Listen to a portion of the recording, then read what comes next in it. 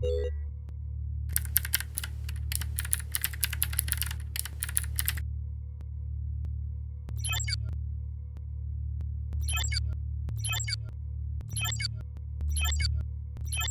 que voy a hacer ahora simplemente es leer las preguntas que fueron haciendo las participantes. Me voy a tomar el atrevimiento y también abusando un poco de mi posición de moderador, de hacer yo una pregunta puntual que dejo abierta a todos los y las panelistas y paso a leer las preguntas. A mí me interesaba profundizar un poco, que fue algo, digamos, que atravesó todas las exposiciones, en cuál va a ser el actor de la reactivación económica. Se habló del mercado interno, se habló de las dificultades de que crezca el consumo, algunos pusieron más el foco en la cuestión externa, otros más en el mercado doméstico, pero me gustaría si pueden profundizar en eso. ¿Cuál creen que va a ser el actor? Si va a ser por el lado de la demanda de los consumidores, a partir de los trabajadores o de transferencias también del Estado, si va a ser el sector privado más tirado por la oferta, en ese caso si van a ser más las grandes empresas o las pymes. Creo que hubo consenso en la importancia del rol del Estado en este contexto, pero a mí particularmente me parece que el déficit fiscal es elevado y eso, en vez de ser una ventaja, pone un límite más concreto a la posibilidad de hacer política fiscal y monetaria expansiva. Pero bueno, digamos, la pregunta sería esa: ¿cuál creen que va a ser el actor de la reactivación? Y si va a estar más tirado por el lado de la demanda o de la oferta y del sector externo, o poniendo el foco en el mercado interno. Les leo acá y ustedes vayan anotando y después de nuevo eligen cuáles quieren responder.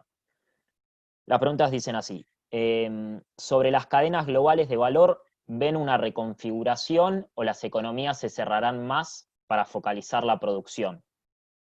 Otra pregunta que va particularmente para Victoria: ¿cómo salir del cuello de botella de una economía de consumo, de bajo consumo, fomentando la obra pública y una reforma tributaria de menor impuesto? ¿Desde dónde recauda el Estado para desarrollar la obra pública y bajar así los costos del sector productivo? Para Natalia, ¿qué piensan en el Ministerio de la Ley de Góndolas? ¿Cuándo entra en vigencia? ¿Qué hizo desde Comercio Interior para facilitar la venta online o casa por casa de productos y servicios de la llamada economía popular? ¿Se están ocupando en crear canales de comercialización con protocolos para beneficiar a los productores desconcentrados para que no se beneficien los hipermercados o las plataformas tipo Mercado Libre?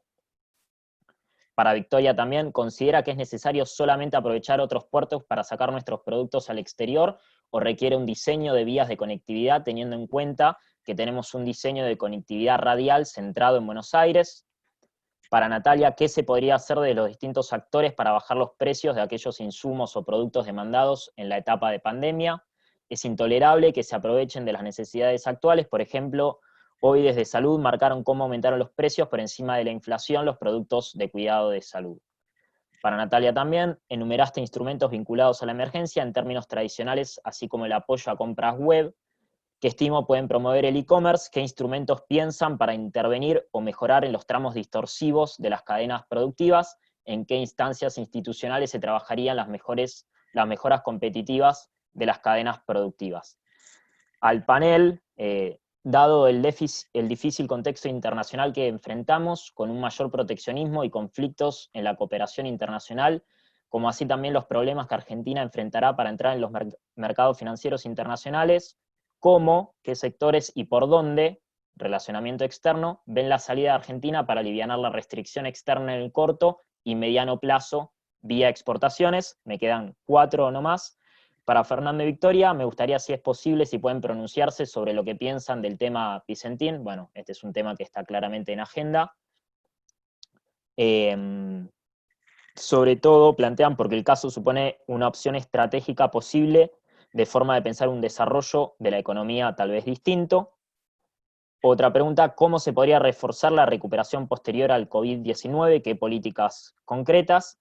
Y si se conoce el porcentaje de pérdida de empleo como variable económica. Pedro, Bueno. creo que hay algunas cuestiones que se pueden comentar, algunas de las preguntas pueden ser comentadas de un modo relativamente integral, digamos.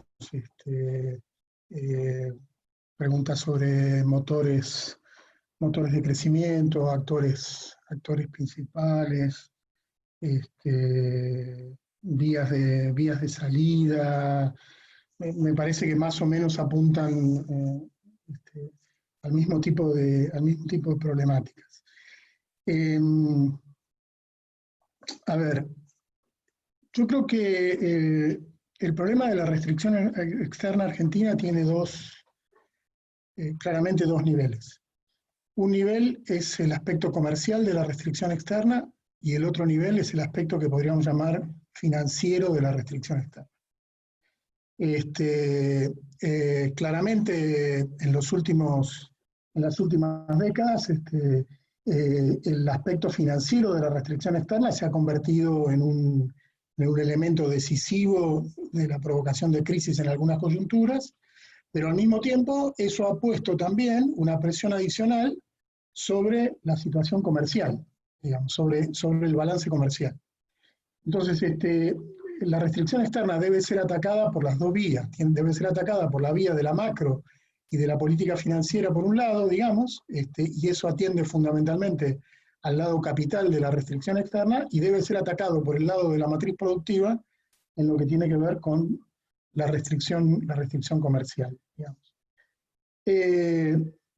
Lo que tiene que ver con la restricción capital, me parece que ahí estamos dando vuelta acerca de alguna estrategia exitosa, y sobre esto Diego mencionaba que efectivamente era parte de las políticas creativas a desarrollar, sobre una estrategia exitosa de desdolarización de las decisiones de ahorro e inversión de los agentes económicos. Digamos, parece ser muy difícil avanzar en una perspectiva a largo plazo en la economía argentina sin de algún modo modificar esta idea de una economía casi perfectamente bimonetaria, que complica en general en términos de que las decisiones de ahorro no están dadas en la moneda local, sino que están dadas en la divisa. Entonces hay necesariamente una estrategia macro financiera a atacar, y que tiene que ver probablemente con un mix variable según las coyunturas, de controles y de incentivos, digamos, en cierto sentido, de garrotes y zanahoria, que de algún modo permitan recuperar cierta confianza sobre la moneda local, desalentar las maniobras especulativas con divisas, y de algún modo aliviar el peso de la demanda el peso financiero de la demanda de divisas. Entonces, esto me parece que es un punto importante. Respecto del lado comercial de la cuestión, bueno, ahí también tenemos, ahí hay que evaluar un poquito cuáles son nuestras condiciones de inserción internacional, y al mismo tiempo cuáles son las dinámicas que esperamos de la economía internacional a corto y mediano plazo. A mí me parece que la estrategia de política respecto de este aspecto debe estar pensada en términos de divisas netas. Digamos, no debe estar pensada solo en términos de generación de divisas, debe estar pensada en términos de generación de divisas y en términos de ahorro de divisas. Entonces me parece que yo coincido en líneas generales con algunos de los planteos, y en particular con los planteos en términos de costos meso y costos micro que hizo Victoria, y que de algún modo afectan ciertos niveles de competitividad, pero a mí me parece que no se trata solo de promover exportaciones, sino que además me parece que hay que poner un ojo importante en el proceso de sustitución de importaciones. Digamos, yo creo que, y una estrategia de industrialización que genere complementariedades internas, que genere desarrollo de proveedores, que genere mercados hacia adelante, digamos, me parece que es una estrategia necesaria. Tan necesaria como una estrategia que tenga un ojo puesto en la detección inteligente de mercados, en la detección inteligente de problemas de costos que pueden ser resueltos con medidas relativamente en el margen. Ahora, ni la promoción de exportaciones, ni la sustitución de importaciones tienen una eficacia a mediano y largo plazo si no es con un salto generalizado de la productividad de la estructura productiva. Y entonces me parece que la política industrial a lo que debe apuntar es precisamente a generar las condiciones para que la tasa de inversión de la economía argentina tienda a ser más alta de lo que ha venido siendo últimamente. Y esto me parece que es también un tema de cómo actuar sobre las estrategias de valorización, las estrategias de acumulación de los actores. Por eso digo que la política industrial no es solo una política que diseña una matriz tecnoproductiva, sino es una política que interviene sobre la formación de rentas e interviene sobre la distribución de rentas. Claramente esto es siempre muchísimo más fácil decirlo que hacerlo, pero en una perspectiva de largo plazo estamos obligados a pensar en esa cuestión. Y está claro, y coincido totalmente con esto, con lo que plantearon mis compañeros de panel, es que para esto con la macro no alcanza. La macro puede generar ciertas condiciones, efectivamente, digamos, y al mismo tiempo, si esas condiciones no están generadas por la macro puede interrumpir cualquier trayectoria meso o microeconómica, pero con la macro, con la política macroeconómica, no es suficiente, digamos. Y esto requiere de una estrategia integral donde sean puestas en coordinación las políticas industriales, las políticas científico-tecnológicas, la política de defensa de competencia, las políticas educativas, por supuesto una reforma fiscal que premie no las opciones especulativas, sino las opciones productivas, digamos, y por supuesto una reforma financiera que de algún modo cambie el perfil de especialización de nuestra banca.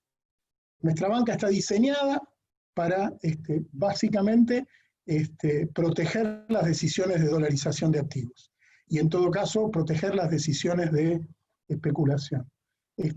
Tenemos que ir hacia una reforma financiera que efectivamente convierta el sistema financiero en una palanca decisiva del apuntalamiento de la inversión. Y esto también requiere políticas activas en ese sentido. Mi impresión es que la economía argentina no sale por un modelo export-led. No hay espacio para que la economía argentina salga por un modelo export-led. Eso no quiere decir que la economía argentina no necesite financiar su proceso de acumulación. Por eso digo que se trata de una política de generación de divisas netas, digamos, que pueden provenir por el lado del aumento de las exportaciones, como puede provenir, y me parece que es necesario que provenga, por el lado de la reducción de lo que es la demanda, el nivel de demanda actual, tanto del aparato productivo que tiene una propensión importadora muy alta, como del lado financiero de la balanza de pagos. Me parece que con esto de algún modo metí distintas preguntas que estaban dando vuelta por ahí. El tema Vicentín me quedó colgado ahí, digamos, ¿no? Yo creo que el tema Vicentín da una señal política de una nueva forma de intervención. Digamos, de una forma de intervención que estaba, en cierto sentido, aparecía como anulada, digamos, ¿no es cierto? Más allá de las razones más de corto, más inmediatas que pueden haber llevado a tomar esta decisión y que seguramente tienen que ver con la atención a un conjunto importante de productores que son acreedores de Vicentín y que tienen un impacto sobre una economía regional importante, digamos. A mí me parece que a diferencia de lo que ha salido hoy en una nota de opinión, el mercado en particular de granos, el mercado de cereales, todo el complejo que se forma alrededor de eso, tiene una opacidad manifiesta. Tiene una opacidad manifiesta en términos financieros, tiene una opacidad manifiesta en términos de precios. No es de ningún modo un mercado transparente, más allá de que aparezcan cotizaciones todos los días. Digamos, todos sabemos ahí el distinto poder de fuego que hay dentro de la cadena de valor que está comprometida dentro de ese complejo. Digamos. En este sentido, una de las razones que se esbozaron ayer para tomar esta decisión, me parece que tiene contenidos estratégicos importantes. la idea de tener una empresa testigo en el mercado, en las cadenas agroalimentarias, y la idea de tener una empresa testigo en el mercado, el mercado cambiario en particular, también me parece una decisión estratégica muy inteligente. Me parece que esto le suma al Estado herramientas de intervención. Y en ese sentido es parte de las herramientas de intervención que hay que poner en juego si queremos efectivamente reformar la dinámica del capitalismo argentino para que sea un capitalismo que permita un cierto crecimiento sostenido y una incorporación progresiva de amplias capas de la población a mejores condiciones de vida. Vamos, Victoria, con vos y después nos fijamos si llegó Diego. Bueno, yo retomo una cosa que mencionó Fernando, que tiene que ver con esto de generar divisas netas, ¿no? De mirar esto. Y la verdad que sí, yo coincido plenamente con lo que él dice, pero ahí vuelvo a insistir en que cada vez que se han puesto en marcha procesos de sustitución de importaciones, no terminan siendo suficientes por el tema del costo argentino. Entonces, por eso pienso que acá hay dos temas que resolver que tiene que ver con cómo bajar los costos y cómo incorporar tecnología, ¿no? Porque otro de los problemas que aparece en el tema de sustitución de importaciones muchas veces es la calidad del producto argentino. Entonces, creo que claramente coincido en que eso hay que salir a buscar la sustitución de importaciones para fomentar la industria local, pero eso requiere un fuerte apoyo del Estado, vuelvo a repetir, en créditos para incorporar tecnología de punta. Nosotros hicimos una encuesta hace un tiempo atrás entre 600 empresas industriales, ¿no? Y lo que encontramos es que la mitad de las empresas hoy están trabajando con tecnología media. Solo un porcentaje, creo que era el 4 o 5%, trabajaban con tecnología muy alta, y después tenías un 20 y pico por ciento, 30% que trabajaban con tecnología alta, pero no alcanzaba a ser tecnología de punta. Entonces, me parece que hay una brecha tecnológica importante por resolver. Eso por ese lado. Después, contestando algunas de las preguntas que hicieron, había una sobre el tema del transporte, y yo creo que sí, que hay que descentralizar Buenos Aires, y no solo pensando en la exportación, sino también pensando en muchos productos. Por ejemplo, el mercado de frutas y verduras es un mercado rarísimo en eso, porque muchos productos se producen, por ejemplo, en el norte o en el sur del país, vienen a Buenos Aires, al mercado central o a los mercados de abasto que rodean el mercado central, de ahí vuelven a mercados de abasto, por ahí al de Santa Fe, Córdoba, y de ahí vuelven a las zonas de producción.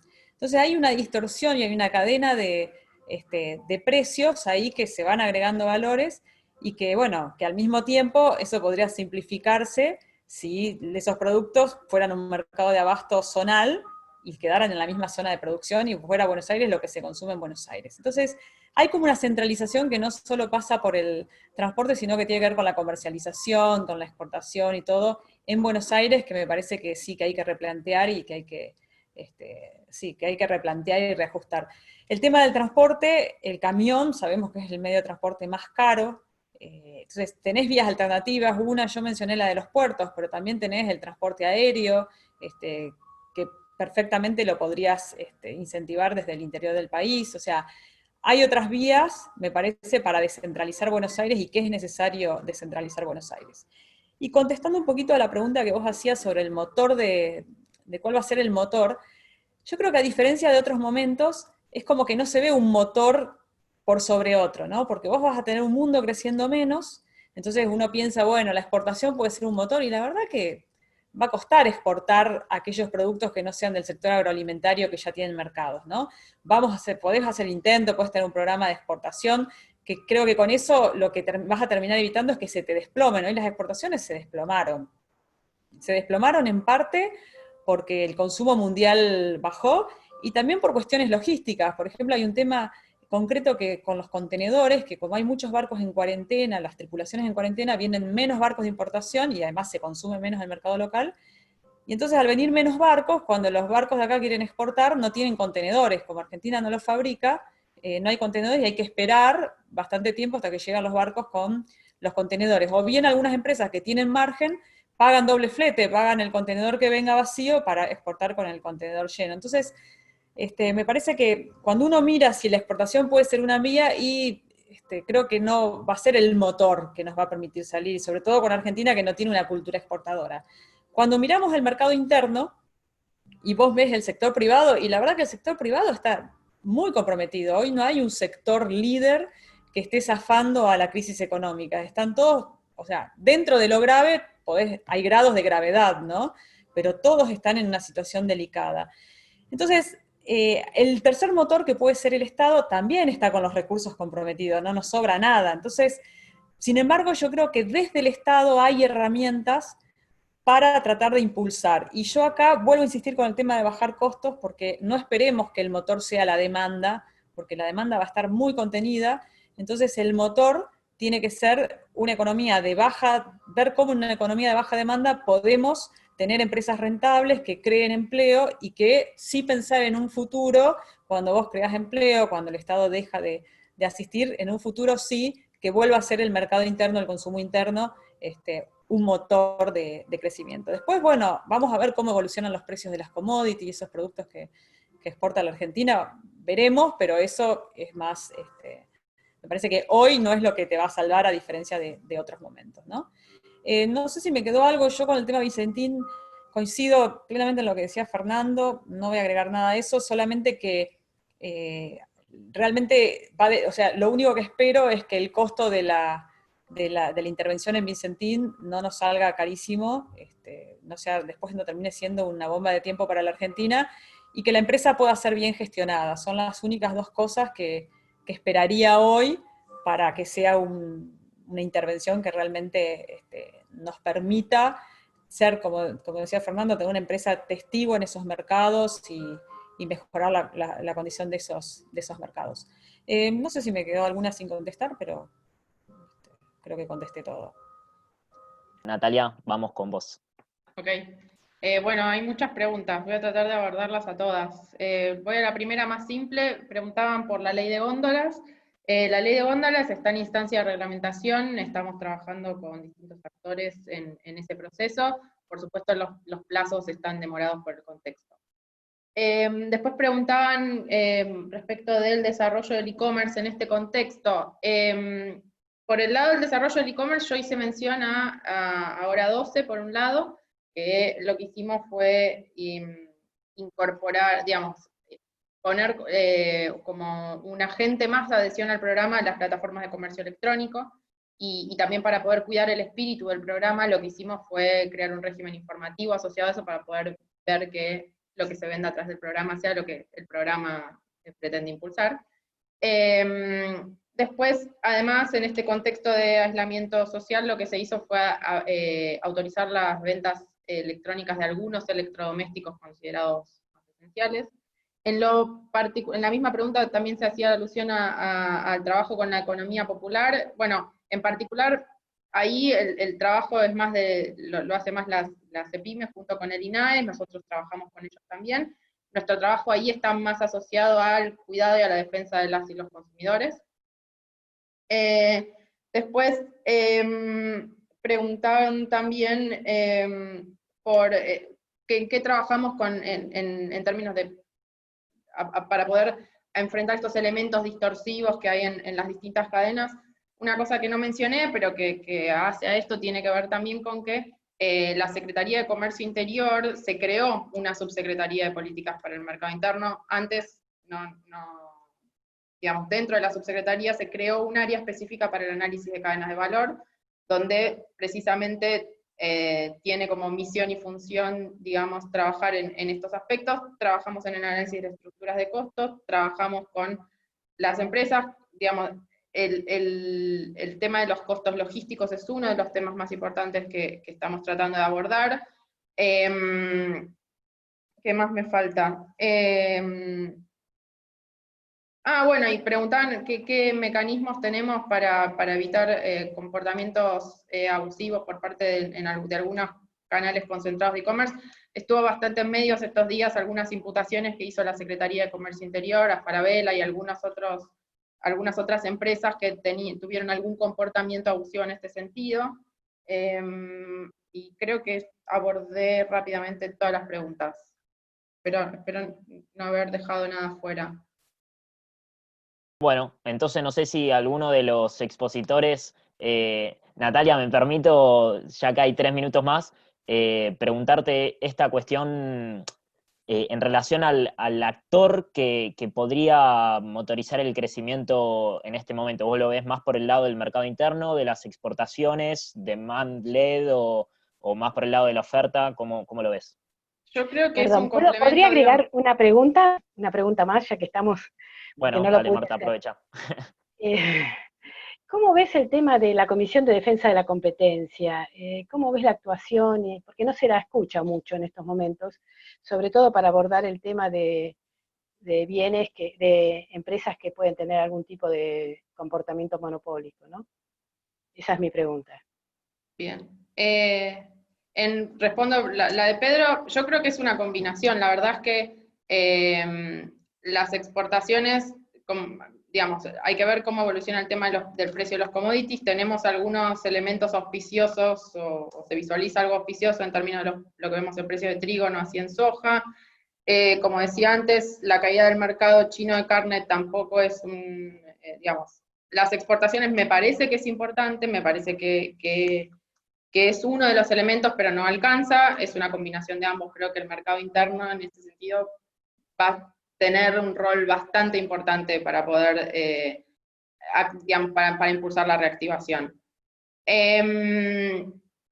Respecto a la pregunta de Marta de Comisión de Defensa de la Competencia, bueno, la Comisión está en un proceso, digamos, hay proceso de posible, digamos, separación de la Comisión de Defensa de la Competencia como un organismo autárquico, como existe en otros países del mundo, es una discusión asociada a eso. En particular, la Comisión tiene bastantes actuaciones de oficio, de hecho, y también algunas que por supuesto surgen a partir de denuncias.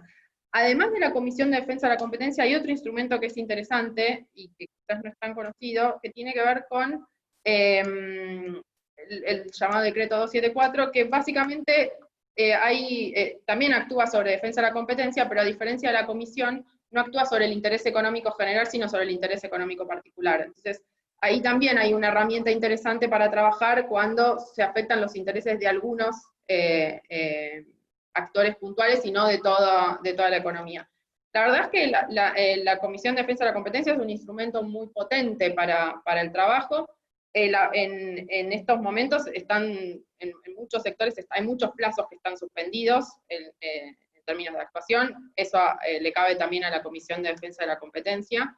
Sin embargo, un trabajo puntual en el que está trabajando ahora la Comisión de Defensa, nosotros identificamos hace fines de marzo, en realidad el 1 de abril, impulsamos un régimen informativo asociado a distorsiones en la cadena de la carne. Hubo algunos aumentos en carnicerías y en que no se condecían, por ejemplo, con lo que observábamos en el eslabón primario, en realidad de animales vivos, y la Comisión de Defensa de la Competencia se le encomendó un análisis asociado a eso y está trabajando en eso.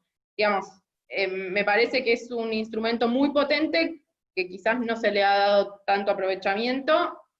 Me parece que tiene un rol muy importante para jugar en ese sentido. No, vi en la solapa de preguntas, hay un par de gentes interesadas en el tema de exportaciones de servicios que no apareció en la ronda. Dale, Y que ya que tenemos un par de minutos mientras lo esperamos a Diego, por ahí podemos satisfacer en algo esa inquietud. dale, me parece bien, si querés responder. No, ahí simplemente, digamos, por lo menos probablemente Victoria o Natalia tengan también alguna precisión sobre esto. Ahí he visto un par de preguntas, una es exportación de servicios en general está planteada y alguien que habla más de servicios intensivos en conocimiento. Y a mí me parece que esa distinción es interesante, porque las exportaciones de servicios están fuertemente vinculadas al costo de la mano de obra. Y entonces ahí la competitividad en el caso de las exportaciones de servicios en Argentina es también un arbitraje entre salario y tipo de cambio. Digamos, cuando tenemos un tipo de cambio muy favorable a la Expo, eso genera una ventaja competitiva para un conjunto de servicios, que tiende a perderse, digamos, cuando tenemos una nivelación de tipo de cambio distinto. Entonces, a mí me parece que también es interesante mirar los servicios en función de cuál es el nivel de valor agregado efectivo que se está agregando ahí. Digamos, da la impresión de que tener algún nivel de especialización en servicios que requieren costos de mano de obra muy bajos o un tipo de cambio muy depreciado para que sea competitivo, no parece ser una inserción inteligente. Digamos, exportaciones de servicios, y para esto, efectivamente, una mejor articulación entre el sistema científico-tecnológico y el sistema productivo para generar servicios intensivos en conocimiento, digamos así, o de alto valor agregado, que viene a ser algo parecido, parece ser una opción desde ese punto de vista más interesante. Por lo menos, digamos, esa es mi opinión respecto al tema servicios. Bueno, hasta que se conecte Diego, no sé si Victoria querés agregar algo. Solo dos cositas del tema de la exportación de servicios de conocimiento, que lo interesante que tiene ese sector es que, dos cosas. Una es que está muy distribuido en el país. Uno va al interior y encuentra clústeres tecnológicos o desarrollos de software o aplicaciones, los encontrás en muchísimas provincias y en ciudades, sobre todo en ciudades que son universitarias. La UTN es una universidad que está en todos lados y la verdad que ayuda muchísimo a que salgan especialistas. También ves muchas empresas orientadas a estos rubros que nacieron en Buenos Aires y se instalan en el interior porque reducen costos y porque realmente les da lo mismo exportar desde un lugar u otro.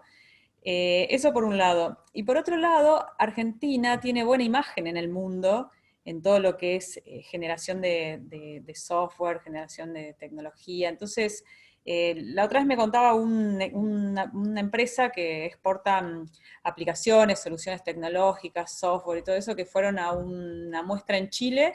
Dice que, bueno, había una demanda muy alta con los productos argentinos, como que tenían buena imagen, y eso es al revés de lo que pasa en el mercado de bienes, ¿no? Entonces me parece que es para aprovecharlo y para potenciarlo. Sí, yo agrego algo sobre eso. Precisamente no es algo en lo que yo trabajo específicamente, pero el Ministerio de Desarrollo Productivo creó una subsecretaría de Economía del Conocimiento, que básicamente entre sus objetivos está ¿no? Abordar esta cuestión de las exportaciones de servicios de conocimiento. Diego, si estás ahí, ahora te pudiste conectar. No sé si pudiste escuchar alguna de las preguntas. Nada, son muy variopintas, están en la solapa ahí de preguntas y respuestas. No sé si las pudiste leer algunas, aunque sea.